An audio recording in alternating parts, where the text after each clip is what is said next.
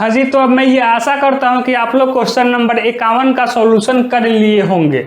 यहाँ पर देखिए क्वेश्चन में क्या बोला जा रहा है, 360 के विषम भाजक की संख्या ज्ञात कीजिए। यहाँ पर एक संख्या है 360 और हमें इसके विषम भाजक की संख्या ज्ञात करना है। तो सुनिए, जब भी आपसे अगर इस टाइप का क्वेश्चन में दिया जाए तो आप सिंपल से एक काम करिए, जो भी संख्या दिया गया हो सबसे पहले आप उस संख्या का फैक्टराइजेशन कर लीजिए। ठीक है, तो यहाँ से जब हम इसका करेंगे फैक्टराइजेशन तो ये क्या हो जाएगा, 2 और 2 एकम 2, 8 दूना 16 और 0 180, 2 से 9 दूना 18 यानी कि 90 से 2 से ये हो जाएगा 45 दूना 90 और 3 से 15 तिया 45 और फिर 3 से 5 तिया 15, यानी कि हम यहाँ से 360 बराबर क्या लिख सकते हैं, 2 गुना 2 गुना 2 गुना 3 गुना 3 गुना 5।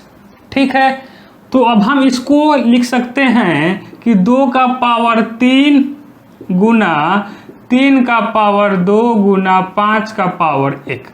ठीक है, हमें 360 के विषम भाजक की संख्या निकालना है, तो यहाँ से 2 नहीं होगा क्योंकि 2 एक सम संख्या है। ठीक है, यहाँ पर बचा 3 का पावर 2 गुना 5 का पावर 1। चूंकि हमें 360 के विषम भाजक की संख्या ज्ञात करनी है, तो यहाँ जो पावर है यानी कि यहाँ जो 3 का पावर 2 है और 5 का पावर 1 है, इन दोनों पावर में हम अपने मन से इन दोनों में 1 जोड़ देंगे, यानी कि अब ये क्या हो जाएगा, 3 का पावर 3 और 5 का पावर 2, यानी कि 3 गुना 2 बराबर क्या हो जाएगा, यहाँ से 6, यानी कि 360 के विषम भाजक की संख्या कितनी होगी, 6 हो जाएगी। हमारा हो जाएगा आंसर। तो अगर हम ऑप्शन की बात करें तो ऑप्शन ए हो जाएगा हमारा करेक्ट आंसर। तो मैं ये आशा करता हूं कि आपको इस क्वेश्चन का सॉल्यूशन समझ में आ गया होगा। अगर आपको आ गया है तो अब आप क्या करिए, अब आप क्वेश्चन नंबर 52 का सॉल्यूशन करिए। क्वेश्चन नंबर 52 के सॉल्यूशन के लिए आपके पास केवल और केवल 10 सेकेंड का टाइम है।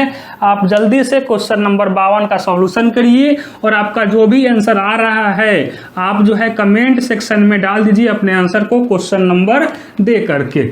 अगर हम क्वेश्चन नंबर 52 की बात करें तो यहाँ पर क्वेश्चन नंबर 52 में बोला जा रहा है, दिए गए आंकड़ों का परास यानी कि रेंज बता देना है। यहाँ पर दिया गया है कुछ आंकड़ा यानी कुछ यहाँ पर कुछ संख्या दिया गया है। संख्या है 2, 5, 8, 2, 5, 8, 29, 43, 23, 29, 43, 23 और क्या है 74, 87, 56, 74, 87, 56। हमें इन दिए गए आंकड़ों का रेंज निकाल देना है। हमें इन दिए गए आंकड़ों का रेंज निकाल देना है। तो मेरे प्यारे भाइयों और बहनों, रेंज बराबर होता है दिए गए आंकड़ों में सबसे बड़ी संख्या माइनस दिए गए आंकड़ों में सबसे छोटी संख्या। तो अगर हम इन दिए गए आंकड़ों में सबसे बड़ी संख्या की बात करें तो सबसे बड़ी संख्या है 87 और सबसे छोटी संख्या है 2। तो रेंज बराबर हो जाएगा 87 माइनस 2 बराबर 85 हो जाएगा हमारा करेक्ट आंसर। तो मैं ये आशा करता हूं कि आपको समझ में आ गया होगा और आपका आंसर भी 85 ही आया होगा। ठीक है, तो अब आप क्या करिए, अब आप क्वेश्चन नंबर, पहले हम अगर ऑप्शन की बात कर ले तो ऑप्शन सी हो जाएगा हमारा करेक्ट आंसर। ठीक है, तो अब आप क्या करिए, अब आप क्वेश्चन नंबर 53 का सॉल्यूशन करिए खुद से। अब आप क्वेश्चन नंबर 53 का सॉल्यूशन खुद से करिए और आपका जो भी आंसर आ रहा है आप अपने आंसर को कमेंट सेक्शन में डाल दीजिए। आपका जो भी आंसर आ रहा है आप कमेंट सेक्शन में डाल दीजिए। अगर हम यहाँ पर क्वेश्चन की बात करें तो यहाँ पर क्वेश्चन में बोला जा रहा है कि सेब के 10 डिब्बे 8500 रुपये में खरीदे गए। ठीक है, सेब के 10 डिब्बे 8500 रुपये में खरीदे गए। 6 डिब्बों को 20% के लाभ पर बेचा गया और 4 डिब्बे को 15% की हानि पर बेचा गया। कुल लाभ प्रतिशत ज्ञात कीजिए। यहाँ पर बात समझिए, 6 डिब्बा को जो है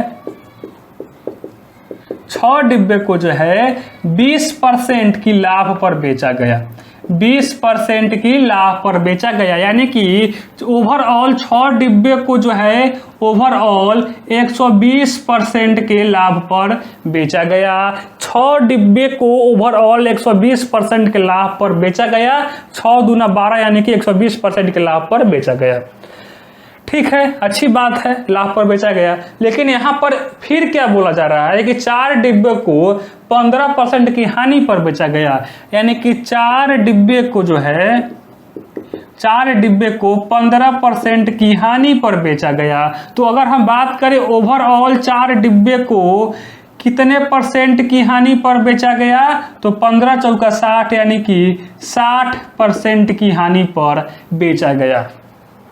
तो यहां से अगर हम बात करें कि ओवरऑल कितने परसेंट के लाभ पर बेचा गया, देखिए 6 डिब्बे को 120% के लाभ पर बेचा गया और 4 डिब्बे को 60% की हानि पर बेचा गया। तो जाहिर सी बात है इसको लाभ हुआ है। ओवरऑल कितना लाभ हुआ है, तो 60% का लाभ हुआ है। चूंकि 10 डिब्बे को बेचा गया है तो हम यहाँ से 10 से भाग दे देंगे, यानी कि ओवरऑल उसको 6% का लाभ हुआ है, उसको 6% का लाभ हुआ है। तो अगर हम ऑप्शन की बात करें तो ऑप्शन डी हो जाएगा हमारा करेक्ट आंसर। तो मैं ये आशा करता हूं कि आपको क्वेश्चन नंबर 53 का सॉल्यूशन समझ में आ गया होगा। अगर आ गया है तो अब आप क्या करिए, अब आप क्वेश्चन नंबर 54 का सॉल्यूशन करिए। आपके पास इस 54 नंबर क्वेश्चन का सॉल्यूशन करने के लिए 30 सेकेंड का टाइम दिया जा रहा है, 30 सेकेंड का टाइम दिया जा रहा है। आप जल्दी से क्वेश्चन नंबर 54 का सॉल्यूशन करिए। आपके पास 30 सेकेंड का टाइम है। आपका जो भी आंसर आ रहा है आप अपने आंसर को कमेंट सेक्शन में डाल दीजिए क्वेश्चन नंबर दे करके। अमित का वेतन पहले 5% बढ़ा और फिर 5% घट गया, उसके वेतन में प्रतिशत परिवर्तन क्या है हमें बता देना है। यहाँ पर बात समझिए, अगर आपसे जब भी क्या पूछा जाए प्रतिशत परिवर्तन, अगर आपसे क्वेश्चन में जब भी प्रतिशत परिवर्तन पूछा जाए तो आप एक फंडा को याद रखिएगा कि अगर हम बात करें प्रतिशत परिवर्तन, तो इसके लिए एक फंडा होता है plus minus x plus minus y plus minus x into y बट्टा में 100। जब भी आपसे अगर क्वेश्चन में प्रतिशत परिवर्तन पूछा जाए तो इसके लिए एक सिंपल फंडा होता है plus minus x plus minus y plus minus x into y बट्टा में 100। तो यहाँ पर देखिए क्वेश्चन में क्या बोला जा रहा है अकॉर्डिंग टू क्वेश्चन। यहाँ से अगर हम बात करें प्रतिशत परिवर्तन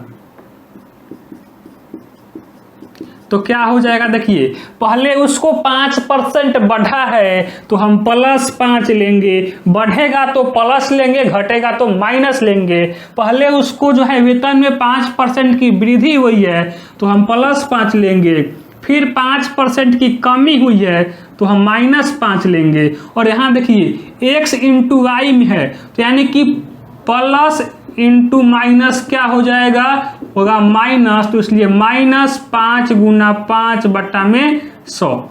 ठीक है, यहाँ पर माइनस क्यों लिए हैं, क्योंकि माइनस इंटू प्लस माइनस हो जाएगा। ठीक है, तो ये देखिए +5 -5 हो जाएगा, कैंसिल आउट। यहाँ पर क्या है 25 चौका 100 यानी कि -1/4 माइनस इस बात को दर्शा रहा है कि उसको जो है कमी हुई है, उसके वेतन में कमी हुई है। अब कितने % की कमी हुई है, तो 1/4 यानी कि -0.25 यानी कि उसको 0.25% की कमी हुई है। अमित के वेतन में 0.25% की कमी हुई है। ठीक है, तो अगर हम ऑप्शन की बात करें तो ऑप्शन बी हो जाएगा हमारा करेक्ट आंसर। ठीक है, तो अब आप क्या करिए, अब आप क्वेश्चन नंबर 55 का सॉल्यूशन करिए और आपका जो भी आंसर आ रहा है आप हमें कमेंट सेक्शन में डाल करके बता सकते हैं। आपके पास 30 सेकेंड का टाइम है इस क्वेश्चन का सॉल्यूशन करने के लिए।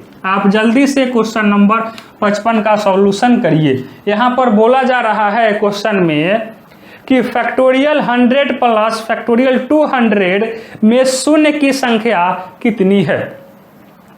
यहाँ पर दिया गया है कि फैक्टोरियल 100 प्लस फैक्टोरियल 200 में शून्य की संख्या कितनी है।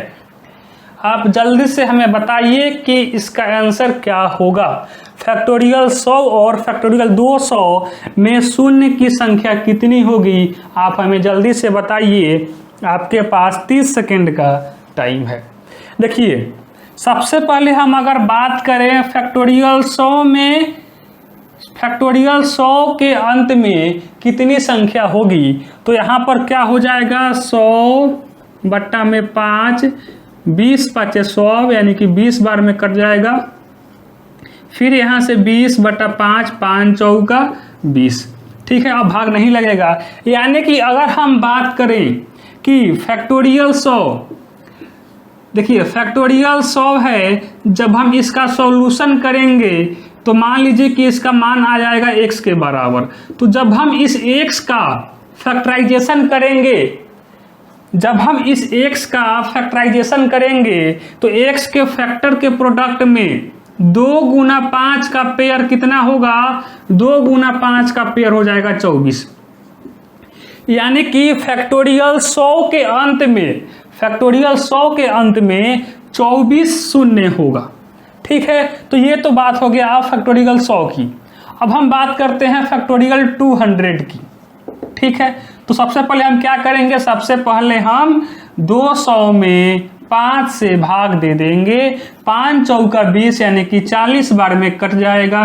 ठीक है, 40 बार में कट जाएगा। फिर जब हम 40 को 5 से भाग देंगे तो 8 5 40 यानी कि 8 बार में कट जाएगा। फिर 8 में हम 5 से भाग देंगे तो 5 एकम 5, और अब जो शेष बचेगा वह 5 से छोटा होगा। यानी कि अगर हम बात करें कि जब हम फैक्टोरियल 200 का जब हम मान लिखेंगे तो मान लीजिए कि y आएगा, और जब हम इस y का फैक्टराइजेशन करेंगे, हम यहाँ से मान लिए कि फैक्टोरियल 200 का मान आ गया y, जब हम उस y का फैक्टराइजेशन करेंगे तो इसके फैक्टर के प्रोडक्ट में 2 गुना 5 कितना होगा, 2 गुना 5 का पेयर हो जाएगा 40 प्लस 8 48 और 1 49।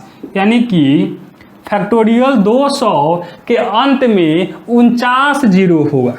लेकिन हमें बता देना है कि फैक्टोरियल 100 प्लस फैक्टोरियल 200 के अंत में कितना शून्य होगा। तो बात समझिए, 100 को हम लिख सकते हैं यहाँ से, फैक्टोरियल 100 के अंत में शून्य की संख्या कितनी हो जाएगी, 2 गुना 5 का पावर 24 प्लस फैक्टोरियल 200 के अंत में शून्य की संख्या कितनी हो जाएगी, 2 गुना 5 का पावर 49। ठीक है, और देखिए जब भी आपसे इस टाइप का क्वेश्चन अगर पूछा जाए, फैक्टोरियल 100 और फैक्टोरियल 200 के बीच में यहाँ पर प्लस का साइन है, तो यहाँ देखिए यहाँ पर कोई भी संख्या हो सकती है। तो सबसे पहले आप 2 गुना 5 का कितना पेयर होगा दोनों में निकाल लीजिए, और यहाँ देखिए जब यहाँ पर प्लस का साइन है, जब यहाँ पर प्लस का साइन है तो जो छोटा पावर होगा वही हो जाएगा आंसर। यानी कि factorial 200 plus factorial 100, factorial 100 plus factorial 200 के अंत में 24 शून्य होंगे। फैक्टोरियल 200 प्लस फैक्टोरियल 100 यानी कि फैक्टोरियल 100 प्लस फैक्टोरियल 200 के अंत में 24 शून्य होंगे। कैसे हमने निकाला, सबसे पहले हम निकालेंगे कि फैक्टोरियल 100 के अंत में शून्य की संख्या कितनी होगी। तो हमने यहाँ से निकाला कि 2 गुना 5 का पेयर जो है 24 बनेगा, तो यानी कि फैक्टोरियल 100 के अंत में 24 शून्य होगा। और हमने यहाँ से निकाला कि फैक्टोरियल 200 के अंत में 2 गुना 5 का पावर 49 बनेगा, यानी कि फैक्टोरियल 200 के अंत में 49 शून्य होगा।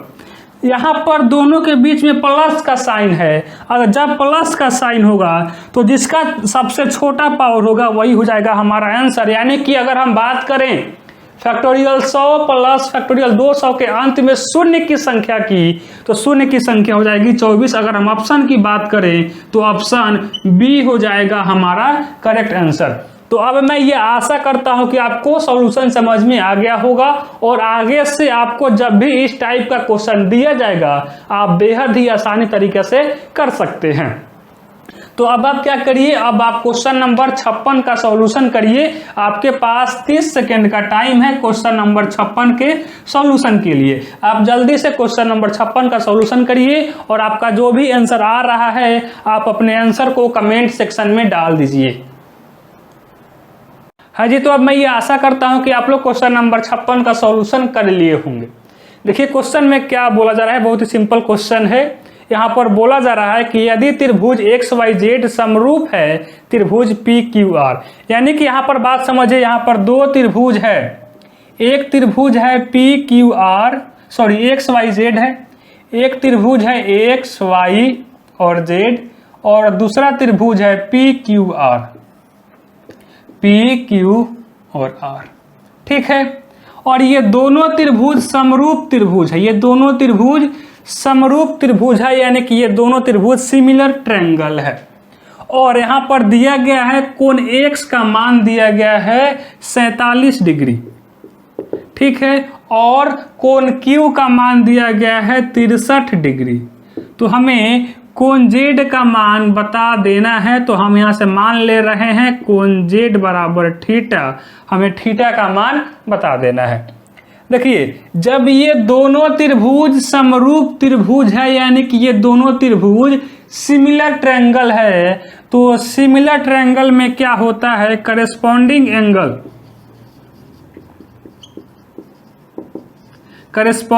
Angle are equal. देखिए जब ये है 47 डिग्री का कोण तो ये भी होगा 47 डिग्री का कोण। कब होगा, जब ये दोनों त्रिभुज समरूप होंगे, तो यानी कि कोण P बराबर भी हो जाएगा 47 डिग्री, ठीक है। जब कोण Q है 63 डिग्री तो कोण Y भी हो जाएगा 63 डिग्री, क्योंकि दोनों त्रिभुज समरूप त्रिभुज है। तो अब आप यहाँ पर देखिए, अगर हम बात करें त्रिभुज XYZ में, कोण X प्लस कोण Y प्लस कोण Z कितना होगा, 180 डिग्री होगा। अगर हम बात करें त्रिभुज XYZ में तो कोण X प्लस कोण Y प्लस कोण Z बराबर 180 डिग्री, क्योंकि त्रिभुज के आंतरिक कोणों का योग 180 डिग्री के बराबर होता है। कोण X का मान दिया गया है 47 डिग्री, कोण Y का मान है 63 डिग्री और हमें कोण Z का मान यानी कि थीटा का मान निकालना है बराबर 180 डिग्री, ठीक है। तो यहाँ से हम कोण Z ही लिख दे रहे हैं, इसलिए कोण Z बराबर कितना हो जाएगा, ये हो जाएगा 180 माइनस 110, इसलिए यहाँ से कोण Z बराबर हो गया 70 डिग्री हो जाएगा हमारा आंसर। तो अब मैं ये आशा करता हूं कि आपको क्वेश्चन नंबर 56 का सॉल्यूशन आ गया होगा, सॉल्यूशन समझ में आ गया होगा, ठीक है। तो अब आप क्या करिए, अब आप क्वेश्चन नंबर 57 का सॉल्यूशन करिए। आपके पास यहाँ क्वेश्चन नंबर 57 है और आपको इस क्वेश्चन का सॉल्यूशन करने के लिए आपके पास 30 सेकेंड का टाइम है इस क्वेश्चन का सॉल्यूशन करने के लिए। आप जल्दी से क्वेश्चन नंबर 57 का क्वेश्चन सॉल्यूशन करिए। आपके पास 30 सेकेंड का टाइम है। आपका जो भी आंसर आ रहा है आप अपने आंसर को कमेंट सेक्शन में डाल दीजिए। आप जल्दी से क्वेश्चन नंबर 57 का सॉल्यूशन करिए और आपका जो भी आंसर आ रहा है आप कमेंट सेक्शन में डालिए। आपके पास 30 सेकेंड का टाइम है इस क्वेश्चन का सॉल्यूशन करने के लिए। यहाँ पर दिया गया है कि एक त्रिभुज की भुजाएं 11 सेंटीमीटर, 60 सेंटीमीटर और 61 सेंटीमीटर है।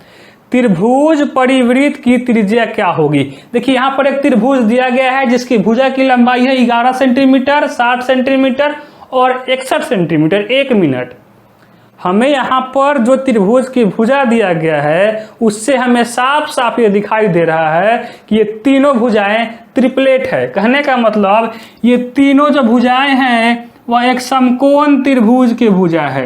एक 11 है और एक 60 है और सबसे बड़ी भुजा 61 है।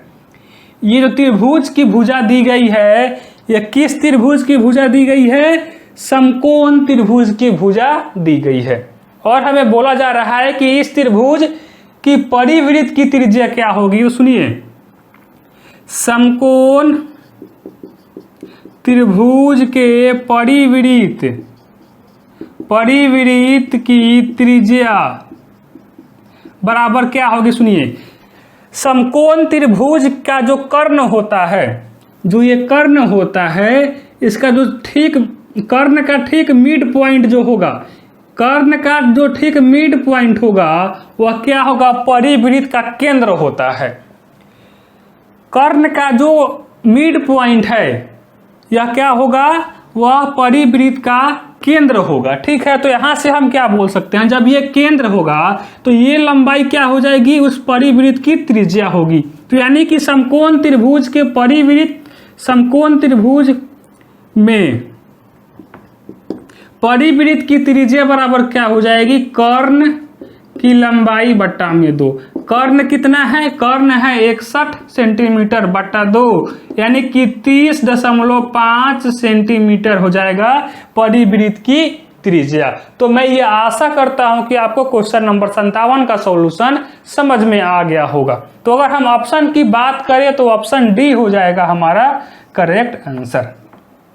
ठीक है, तो अब आप क्या करिए, अब आप क्वेश्चन नंबर 58 का सॉल्यूशन करिए। आपको यहाँ पर क्वेश्चन दिखाई दे रहा होगा, आप जल्दी से क्वेश्चन नंबर 58 का सॉल्यूशन करिए। आपका जो भी आंसर आ रहा है आप अपने आंसर को कमेंट सेक्शन में डाल दीजिए। ठीक है, आपके पास 30 सेकेंड का टाइम है, आप जल्दी से क्वेश्चन नंबर 58 का सॉल्यूशन करिए। यहाँ पर बोला जा रहा है प्रेक्षण का माध्य बहुलक का 3.5 गुना है। यदि माध्यिका 8 है तो प्रेक्षण का बहुलक क्या होगा? यहाँ पर सिंपल सा क्वेश्चन है, दिया गया है कि प्रेक्षण का माध्य जो है बहुलक का 3.5 गुना है। यदि माध्यिका 8 है तो प्रेक्षण का बहुलक क्या होगा? यहाँ पर हम मान क्या ले रहे हैं? हम यहाँ से मान ले रहे हैं कि माना कि बहुलक बराबर x। आपका आंसर कितना आया है आप जल्दी से हमें कमेंट करके बताइए, तब हम इसका सॉल्यूशन करेंगे। आपका अब टाइम लगभग अब समाप्त होने वाला है। जल्दी से आपका जो भी आंसर आया है आप जल्दी से हमें कमेंट करके बताइए कि आपका आंसर कितना आया है। देखिए, हम यहाँ से मान ले रहे हैं कि बहुलक बराबर है x। ठीक है, तो प्रश्न में देखिए क्या बोला जा रहा है, बात समझिए पहले। अगर हम बात करें बहुलक की,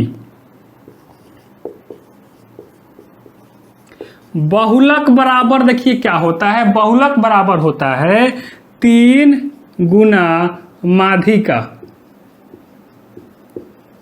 देखिए, बहुलक बराबर होता है, हम ये जानते हैं कि बहुलक बराबर होता है 3 गुना माध्यिका माइनस 2 गुना माध्य। ठीक है, बहुलक बराबर होता है 3 गुना माध्यिका माइनस 2 गुना माध्य। ठीक है, आप सभी को इतना एकदम क्लियर है? अच्छा, हम यहाँ से बहुलक बराबर लिए हैं x। प्रश्न से अब देखिए क्या बोला जा रहा है, बहुलक बराबर हम माने हैं x बराबर 3 गुना माध्यिका है 8, माध्यिका दिया गया है 8 और 2 गुना, बात समझिए, माध्य बराबर क्या बोला जा रहा है? माध्य जो है बहुलक का 3.5 गुना है और बहुलक हम मान लिए हैं x, तो x का 3.5 गुना।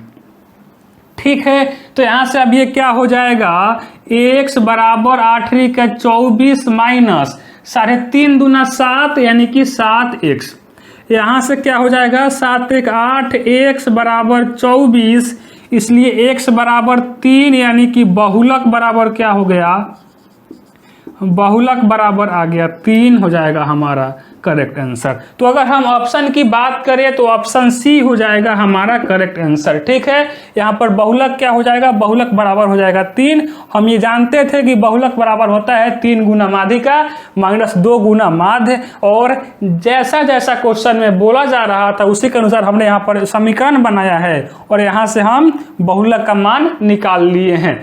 तो ये रहा हमारा क्वेश्चन नंबर 58 का सॉल्यूशन। मैं ये आशा करता हूं कि आपको समझ में आ गया होगा। अगर आपको समझ में आ गया है तो अब आप क्वेश्चन नंबर 59 का सॉल्यूशन करिए। आपके पास क्या है, 30 सेकेंड का टाइम है इसका सॉल्यूशन करने के लिए। आप जल्दी से क्वेश्चन नंबर 59 का सॉल्यूशन करिए। आपके पास 30 सेकेंड का टाइम है इस क्वेश्चन के सॉल्यूशन के लिए। ठीक है, आप जल्दी से क्वेश्चन नंबर 59 का सॉल्यूशन करिए। आप जल्दी से क्वेश्चन नंबर 59 का सॉल्यूशन करिए। यहाँ पर देखिए क्या बोला जा रहा है क्वेश्चन में कि 8 का पावर है यहाँ पर 10 गुना 9 का पावर है 7 गुना 8 है कि 7 का पावर है 8। यहाँ पर दिया गया है एक फैक्टर, 8 का पावर है 10 गुना 9 का पावर है 7 गुना 7 का पावर है 8 के गुणनखंड में कुल अभाज्य गुणनखंड ज्ञात कीजिए। यहाँ पर बात समझिए, आप हमें क्या बताना है कि हमें अभाज्य गुणनखंड बता देना है। तो देखिए यहाँ पर है 8, तो हम 8 बराबर क्या लिख सकते हैं, 8 बराबर लिख सकते हैं 2 गुना 2 गुना 2, यानी कि 8 की जगह पर हम लिख सकते हैं 2 गुना 2 गुना 2, 2 दूना का 4 दूना के 8, इसका पावर है 10। ठीक है, गुना है तो गुना। 9 की जगह पर हम क्या लिख सकते हैं, 3 गुना 3 का पावर 7 है तो 7, और 7 को हम नहीं तोड़ सकते, 7 एक खुद अभाज्य संख्या है। ठीक है, तो गुना 7 का पावर 8।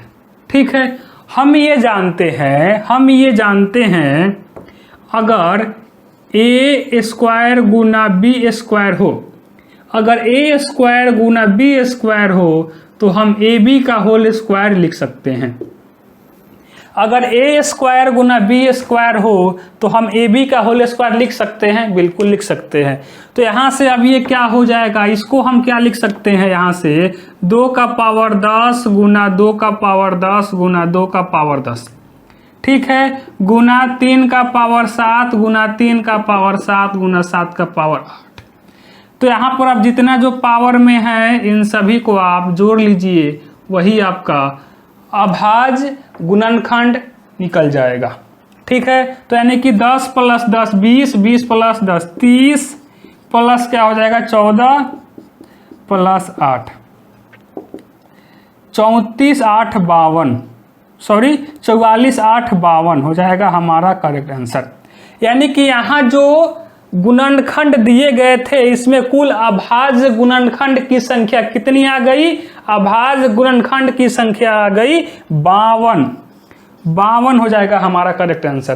तो अगर हम ऑप्शन की बात करें तो ऑप्शन सी हो जाएगा हमारा करेक्ट आंसर। ठीक है, तो अब आप क्या करिए, अब आप क्वेश्चन नंबर 60 का सॉल्यूशन करिए। आपके पास इसका सॉल्यूशन के लिए 30 सेकेंड का टाइम है। ठीक है, आपके पास 30 सेकेंड का टाइम है, आप जल्दी से क्वेश्चन नंबर 60 का सॉल्यूशन करिए।